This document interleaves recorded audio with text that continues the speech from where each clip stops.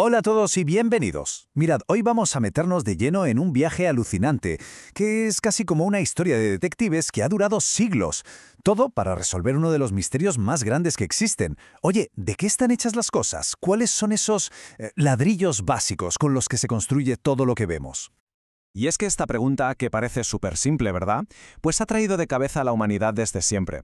Para intentar responderla, vamos a hacer un viaje en el tiempo. Y lo interesante es que vamos a ver cómo cada nueva respuesta, pues solo llegaba con un nuevo experimento, uno que muchas veces llevaba descubrimientos que nadie, pero nadie se esperaba. Pues bien, antes de que tuviéramos laboratorios o, qué sé yo, aceleradores de partículas, toda esta historia arranca en la antigua Grecia. Y no empieza con un experimento, no, sino con una idea filosófica potentísima. A ver, un tal Demócrito se puso a pensar, ¿qué pasa si coges algo, lo que sea, y lo empiezas a cortar, y cortar, y cortar? Llegará un momento, ¿no?, en el que tendrás una pieza tan pequeña que ya no se podrá dividir más. Pues a esa partícula fundamental, a esa cosa indivisible, la llamó átomo, que en griego significa justo eso, que no se puede cortar. Fue una intuición genial, ¿eh? Pero claro, durante 2000 años se quedó en eso, en una simple idea. No había forma de demostrarlo. Venga, ahora pegamos un salto en el tiempo, pero un salto de gigante, hasta el siglo XIX. Y aquí es donde la cosa se pone seria. Porque el átomo deja de ser solo una idea de filósofos para convertirse en una teoría científica de verdad, con sus mediciones, sus observaciones, con rigor. Claro que el trabajo de Dalton no salió de la chistera. Es que científicos como Lavoisier o Proust ya habían dejado unas pistas muy importantes. Habían visto que en una reacción química la masa no se crea ni se destruye, y que los elementos se combinan siempre en las mismas proporciones. Era como en una novela de misterio. Tienes las pistas, pero falta el culpable. Dalton necesitaba a alguien que explicara todo esto, y su sospechoso número uno fue, claro, el átomo. Ok, vamos a desgranar esto un poco. Lo que hizo Dalton fue proponer el primer modelo atómico con base científica. Para él, los átomos eran como pequeñas bolas de billar macizas, indestructibles. Cada elemento, como el hidrógeno o el oxígeno, tenía su propio tipo de bola, con su masa y su tamaño. Y las reacciones químicas, pues nada, un simple juego de reorganizar esas bolas. Era un modelo súper simple, muy elegante y, lo más crucial, funcionaba. Explicaba perfectamente los experimentos de la época. Aquí se ve muy bien. La clave no es solo decir existen los átomos, no. La idea potente de Dalton es que hay tipos diferentes de átomos. Son como las piezas de Lego. Tienes ladrillos rojos, azules, amarillos, todos distintos. Pues esta idea, que cada elemento es una pieza única y diferente, fue la base sobre la que se construyó, literalmente, toda la química moderna. El modelo de Dalton fue un exitazo total, ¿eh? Pero la ciencia es así, nunca se conforma. A mediados del siglo XIX empezaron a surgir nuevos experimentos y los resultados apuntaban a que esa bola de billar tan perfecta y maciza en realidad tenía algo dentro, tenía una estructura interna. La historia estaba a punto de dar un giro de guión. Fijaos, los científicos se dieron cuenta de algo muy curioso. Cogían un gas, le metían electricidad y ¡zas! El gas se iluminaba, hacía cosas raras. A ver, se suponía que la materia era neutra, ¿no? Pues de repente estaba interactuando con la electricidad. Esa fue la primera pista seria de que, dentro de esos átomos supuestamente indivisibles, había algo más. Había piececitas con carga eléctrica. Y este cacharro que vemos aquí es el que lo cambió todo. Es un tubo de rayos catódicos. No es más que un tubo de cristal casi al vacío. Le metes un chute de alto voltaje y aparece un rayo misterioso, un haz de luz verdoso que viajaba del polo negativo, el cátodo, al polo positivo, el ánodo. Y ahora, atentos, porque aquí viene el momentazo. Si acercabas un imán a ese rayo, se doblaba, se curvaba. La luz normal no hace eso ni de broma. Ese fue el eureka. Solo una cosa se comporta así, un chorro de partículas con carga eléctrica. Y como el imán las desviaba hacia el lado positivo, la conclusión era obvia, esas partículas tenían que ser negativas. El que se puso a investigar esto a fondo fue J.J. Thomson, y descubrió que estas partículas eran diminutas, muchísimo más pequeñas que el átomo más pequeño, el de hidrógeno. Y lo más fuerte, daba igual de qué estuviera hecho el aparato o qué gas usara, siempre eran las mismas partículas. La conclusión fue, revolucionaria. Acababa de descubrir la primera partícula subatómica, el electrón, y era un componente universal de toda la materia.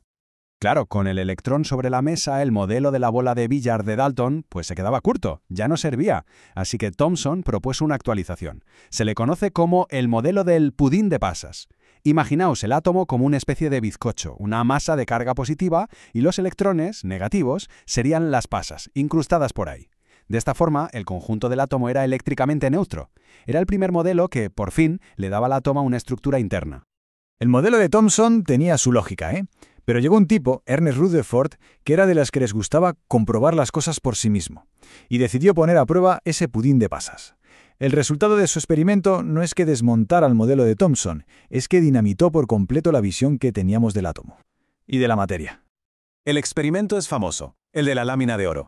La idea era bastante directa: coger unas balas muy pequeñas y positivas, las partículas alfa, y dispararlas contra una lámina de oro súper fina. Si el átomo era como el pudín de Thomson, con la carga positiva toda esparcida, esas balas deberían atravesar la lámina de oro como si fuera niebla, sin apenas desviarse. Y la verdad es que la inmensa mayoría lo hicieron, tal y como se esperaba. Pero, y este es el pero que lo cambia todo, una de cada 8.000 partículas no seguía recto, rebotada. Algunas incluso salían disparadas hacia atrás, como si hubieran chocado con un muro. Y esto, según el modelo del pudín de pasas, es que era imposible, no tenía ningún sentido. Esta frase de Rutherford lo resume todo. Dijo que era tan increíble como si dispararas una bala de cañón contra un pañuelo de papel y la bala rebotara y te diera a ti. Para que algo así pasara, para que una bala rebotara en papel de seda, ese papel tenía que tener algo en su interior, algo diminuto, pero increíblemente denso y duro. La conclusión era brutal: el modelo del átomo estaba completamente equivocado. Así que Rutherford le dio vueltas y llegó a la única explicación lógica. Casi toda la masa y toda la carga positiva del átomo no estaban esparcidas por ahí, no. Estaban concentradas en un punto minúsculo, en el centro. A eso lo llamó núcleo. Y los electrones, pues, daban vueltas a su alrededor, pero lejísimos. Esto significaba algo alucinante. El átomo, en realidad, era en su mayor parte espacio vacío.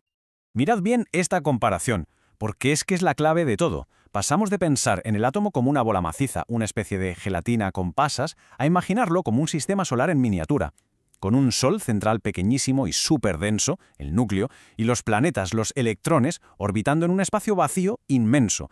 Este cambio de visión es uno de los más bestias de la historia de la ciencia, y todo provocado por un experimento que dio un resultado que nadie esperaba. El modelo de Rutherford fue un triunfo, desde luego, pero como pasa siempre en ciencia, una buena respuesta genera un montón de preguntas nuevas. El átomo todavía tenía secretos guardados, y el modelo de Rutherford, por muy revolucionario que fuera, pues no era perfecto, tenía agujeros. A ver, el modelo de Rutherford era una pasada, pero tenía principalmente 3 problemas gordos. Primero, la estabilidad. Según la física de toda la vida, un electrón dando vueltas debería perder energía y acabar estrellándose contra el núcleo en una espiral. ¡Pum! Átomo destruido. ¿Por qué no pasaba eso? Segundo misterio, la masa no cuadraba. Los núcleos pesaban más de lo que deberían si solo tuvieran protones. ¿Qué más había ahí dentro? Y tercero, la luz. ¿Por qué los átomos solo emiten y absorben luz de colores muy específicos, como si tuvieran un código de barras único? Pues la respuesta al problema de la masa llegó unos años después, en 1932. Un tal James Chadwick descubrió la tercera pieza del puzzle, el neutrón. Era una partícula sin carga eléctrica, neutra, con una masa casi igual a la del protón y que también vivía en el núcleo. ¡Bingo! Esto explicaba la masa que faltaba, y además hacía de pegamento para mantener juntos a los protones en el núcleo, que al ser positivos querrían salir repelidos. Y con esto llegamos a la imagen básica del átomo que tenemos hoy. En el centro, en el núcleo, tenemos los protones, con carga positiva, y los neutrones, sin carga. Ahí está casi toda la masa. Y dando vueltas por ese enorme espacio vacío están los electrones, pequeñísimos y con carga negativa. Esta imagen tan clara es el resultado de más de 100 años de preguntas, de experimentos y de gente muy lista. Y para acabar, os dejo con una pregunta que a mí me vuela la cabeza. Si todo, absolutamente todo lo que nos rodea, la mesa, el móvil, nuestro propio cuerpo, está hecho de átomos que son un 99,9% espacio vacío, ¿por qué las cosas parecen sólidas? ¿Por qué no atravesamos el suelo al caminar? La respuesta nos mete de lleno en el mundo rarísimo de la mecánica cuántica, lo que demuestra que esta historia del átomo es un viaje que en el fondo todavía no ha terminado.